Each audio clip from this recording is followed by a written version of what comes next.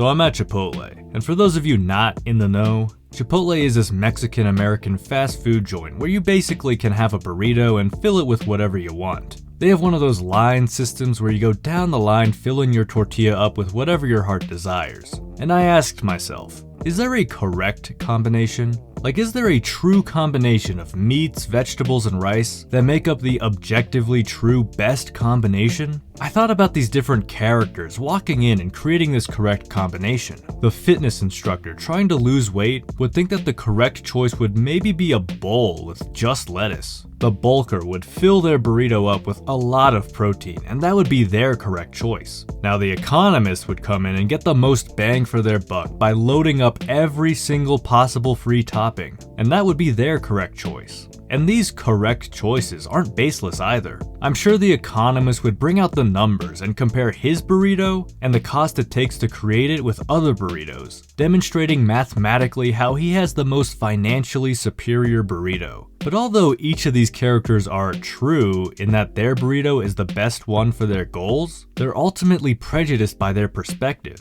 Their prejudices influence what they decide is the correct answer. Now, what if we were to think about this in terms of philosophical theories? A lot of philosophers throughout history have claimed to discover the truth. And yet, are these truths totally disconnected from the prejudices of these philosophers? Well, today we're going to be looking at chapter 1 of Nietzsche's Beyond Good and Evil, which provides a great introduction to his epistemology of Perspectivism.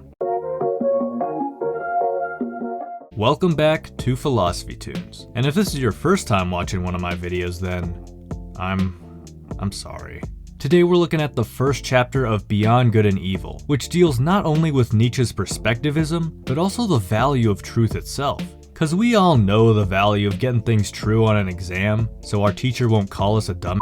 But assuming we don't need to pass calculus, what then? Nietzsche starts by speaking of this will to truth that many of us have. Who is it really that puts questions to us here? What really is this will to truth in us? We inquired about the value of this will. Granted that we want the truth, why not rather untruth and uncertainty, even ignorance? You see, we have this idea of truth, something that is the way it is, to speak casually. It exists regardless of the values we hold. And yet, why do we place a value on this truth? Is what justifies our pursuit of this truth valueless? Like, really stop and ask yourself why you value truth, then take a hard look at that justification and ask yourself if that justification in itself is true, or is it something less objective? Now, if this background justification for our pursuit of truth is not so objective and actually prejudiced, what then can we say about these philosophers and other smarty pants people who claim to have reached the truth?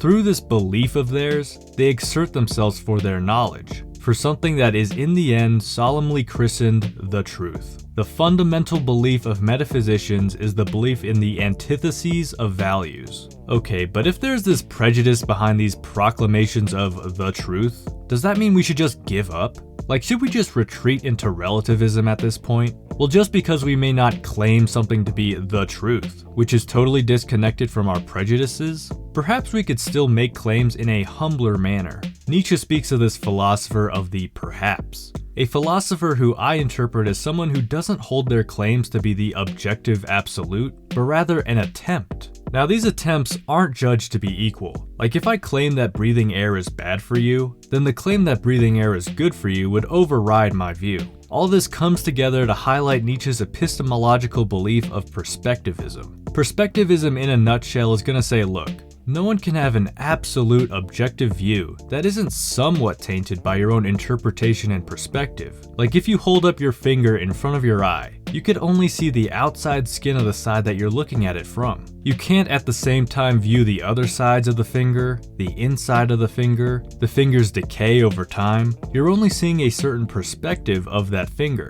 not the objective totality of it. But again, this isn't just full-on relativism because these claims are not equally valid. This actually means that we could discuss and argue and debate. It's not just a believe whatever the hell you want epistemology.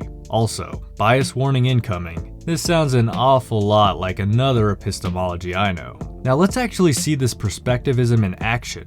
Let's look at a claim that seems to be so objectively true and certain on its surface, be shown to have some prejudice involved. Nietzsche decides to look at Descartes and his famous Cogito ergo sum, or the "I think therefore I am" phrase. This was Descartes' attempt at arriving at least one certain objective thing. And he went hard. If you read his meditations, he even imagines a demon putting false ideas in his head. Might do a video on it, but I'm also worried about drawing this guy ugly in my thumbnail. So Nietzsche begins this critique of the cogito by turning his attention towards the phrase "I think." When I analyze the process that is expressed in the sentence "I think," I find a whole series of daring assumptions. That it is I who think, that there must necessarily be something that thinks, that thinking is an activity and operation on the part of a being who is thought of as a cause, that there is an ego, and finally, that it is already determined what is to be designated by thinking, that I know what thinking is. In short, the assertion "I think" assumes that I compare my state at the present moment with other states of myself which I know, in order to determine what it is. Now, credit where credit's due. I'm pretty sure jolly old David Hume was able to critique the cogito first, but regardless, Nietzsche can do it too. But do you find him convincing, or does this last bastion of certainty still stand for you? Regardless, I think Nietzsche's perspectivism, while not believing in some objective universal truth, doesn't shut down conversation but rather ignites it. It's hard to have a discussion with someone who's so certain in their beliefs that they believe it to be the ultimate truth. But if we humble ourselves and talk in terms of hypotheses rather than conclusions, I think that's a recipe for a great conversation. That and some drinks. Drinks are always a plus during a philosophical discussion. Well, that's my short introduction to Nietzsche's perspectivism. If you enjoyed the video, then like, subscribe, and hit the bell. And with that, I wish you all a beautiful rest of your day.